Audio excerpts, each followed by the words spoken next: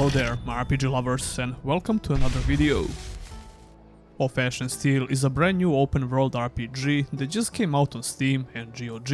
And what's it like being an outsider on Grey Shaft these days? Not so long ago, I made a video about the demo they released, and some older videos before that, so I was very familiar with the game in general. Well, now we have the full version of the game released, and I managed to get a review key, so I got to play it a bit earlier. I still didn't finish the game, so these are just my first impressions, but I do plan to make a full review once I'm done with this playthrough.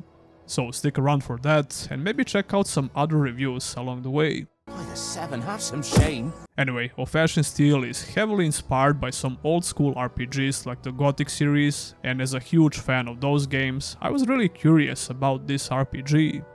It does have a lot of features and mechanics which resemble those games, but it's also trying to do its own thing. I have voiced some of my concerns in the video about the demo, and I hope to see the full game fix some of those issues. But before we get to that, let me tell you what this game is all about. Of Ash and Steel begins with a short cutscene about the Kingdom of Seven.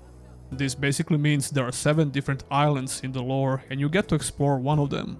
And by you, I mean the character called Tristan. Hi, I'm Tristan, the cartographer. Tristan is a cartographer who is working with the army of Astarta, I believe it's called, and you need to set sail to the island of Grey Shaft. All of these islands were united for a very long time, but suddenly everything started changing for the worse. I think the intro for the game is very long and a little bit boring, to be honest. You won't even touch the controller for at least 10 minutes, you just get a bunch of dialogue. I mean, sure, you need to set up the story of the game, but I never think this is the right way to do it. Even after the intro ends, 90% of your gameplay in the tutorial is just talking to a bunch of NPCs. Listen, there is a time and place for all of this, especially in a long RPG, but I think there are so many better ways to do it. Especially if you claim to be inspired by games like Gothic, which instantly give you a lot of freedom and the chance to experience the gameplay mechanics first. It also doesn't help that the main story itself is very vague and not so interesting, at least so far. At the time of recording this video, I'm still early in the game, even though I reached the big city and started doing quests there. But I have no idea what the main story is even about, except the fact that I need to talk with some specific NPCs. I don't want to spoil the little plot twist in the beginning of the game, but it's kinda related to this. So I really hope the main story improves as I continue playing the game. Side quests are not bad at all, especially from the gameplay side of things. I'm still not sure if I like the dialogue or the writing in general. The number of NPCs you meet before reaching the city is not huge, but it's just enough to get some great side quests and to get accustomed to the island of Grey Shaft. Some of these characters have slightly interesting personalities, while others are completely forgettable. There is a lot of optional dialogue that most of them have, which is great if you want to learn more about the island and the lore in general. No, thanks. That being said, I like Tristan as the main character quite a bit. You don't get to learn his background that much, but he definitely has a fun personality, and he's not exactly a blank character. He's hands down the best character in the game so far. He's not only a bad fighter, but a poor cartographer as well. So you're telling me he's an experienced cartographer, and somehow I don't even have a goddamn map for the first 10 hours of gameplay? I mean, sure, this is one of those Gothic-like features, you would have to buy the map from certain NPCs. However, this is not a huge problem, since the exploration is the best part about the game, hands down. And even though you can and you will get lost, I would still prefer this kind of exploration over a more guided experience with quest markers. This certainly won't be for everyone, especially if you only play RPGs which have quest markers and pointers. Then again, Of Ash and Steel is not a huge open world game, from all that I could tell. The island is very open, but the map is very dense and is divided in multiple smaller areas. These areas get wider and wider the more you step into them, and you'll see them turn into narrow corridors when you're entering a new zone. It can be a bit frustrating when you don't know how to get to the previous area or an NPC, but it never got to the point where I was completely lost. You will probably go in circles in the first 5 hours of gameplay, but I thought that was pretty fun actually. And you will miss a lot of things if you don't explore everything carefully. Your main goal becomes to survive on the harsh island of Greyshaft and reach the city that I mentioned before. There are some survival elements in the game which I didn't find annoying or frustrating. You'll have to eat, sleep and drink every now and then, but it's not an aggressive system. You will also get rewarded with some buffs if you keep your needs in check all the time. Tristan is an inexperienced fighter. He's just a bookworm, but he'll be forced to become a fighter in order to survive on the island of Greyshaft. I can already see some comments about the name of the islands. Actually, that was the name of the whole game before, but they decided to change it, and I think that was a good idea. Each of these smaller areas will have at least a couple of different paths to take, which leads you to another small area or a specific point of interest. The game does a wonderful job of letting you explore the map in a non-linear way, while still having a lot of very dangerous enemies which will prevent you from going everywhere. All it takes is one look at these enemies, or a sound they make, or one hit to realize that you shouldn't be there and that you should come back later. I can tell that exploration is going to be the best part about the game with no doubt, and I really enjoyed it so far. This game is filled with various activities you can do, and it's almost too much to count. There's fishing, crafting armors and weapons, honing weapons, improving armor, camping in the woods, making potions, cooking food, and a lot more similar activities. A lot of these activities have their own little minigame. I still didn't get heavily invested into any of these features, but I always think it's cool to have them in an RPG. The combat system didn't leave some good first impressions, but I'm still a low level character with just a couple of skills I learned at the time of recording this video.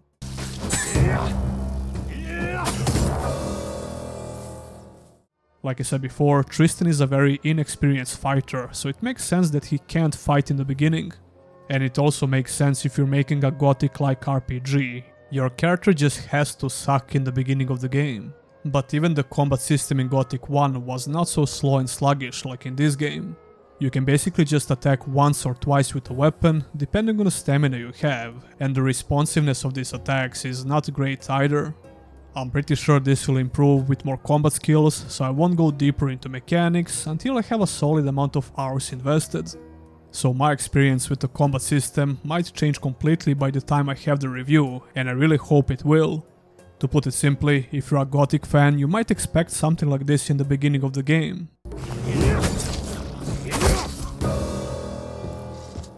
But if you're not a Gothic fan, there is a possibility you will hate the combat, especially in the beginning of the game.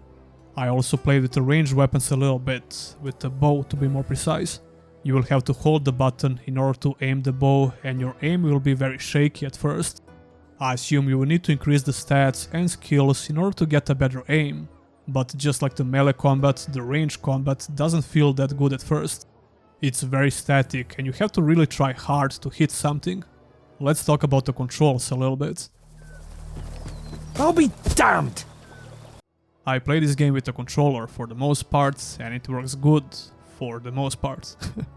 I still think it needs some polishing, especially when you're using UI elements, because they sometimes just stop working. You sometimes can't select or sell items when interacting with vendors, and some other minor actions are not working, like scrolling down in the menu.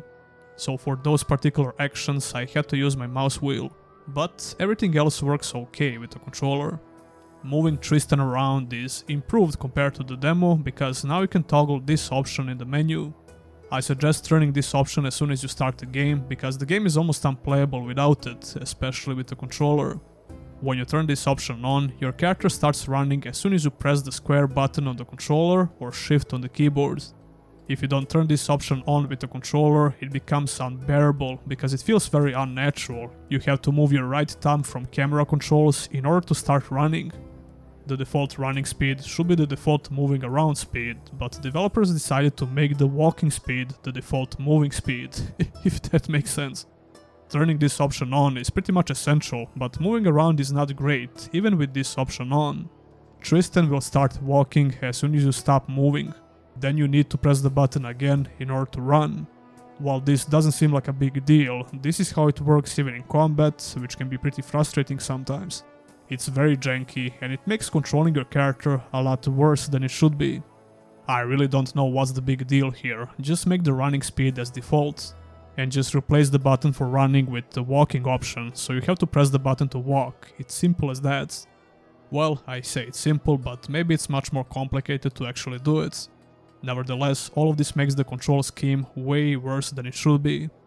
By the way, you can also sprint, which eats up your stamina very fast. That action can remain the same, because it works okay. Speaking of stamina, it kind of makes some actions a lot worse and less enjoyable. Swimming, for example, is very annoying because you lose stamina constantly, and the controls for swimming are pretty bad as well. So I guess it's very similar to Gothic actually, in the worst way possible. Why not have a dedicated breath bar for swimming? I think that would make it a lot simpler. Your stamina automatically drains when you have your weapon out, which is a brain-dead design decision, to be honest. It makes the combat so much worse for no apparent reason. To be fair, it only drains when you have the running option on, and walking is pretty much useless, especially in combat. You don't want to do that. I mean, it's like they didn't spend any time testing this out or gathering feedback from people. You can also jump and grab ledges, which gives you a lot of options to explore various vertical parts of the map. The exploration is very rewarding, as you would expect in a game like this. Yes! Some parts of the map will try to utilize your RPG stats, and I also had some dialogue checks in a similar manner. That's always great to see, and this makes the RPG features stronger in general. The combat system is very rough in the beginning when you're untrained, as it should be, but it shouldn't feel this clumsy and sluggish though. I started playing on Grey Shaft difficulty, which is the hardest difficulty you can select. At the time of recording this first impressions video, I still don't have a lot of skills unlocked, so maybe the combat gets a lot better than this. And I assume it will get a lot better than this with new skills. I only have a strong attack unlocked with my two-handed swords. The AI of enemies I fought so far ranges from okay to pretty dumb and exploitable.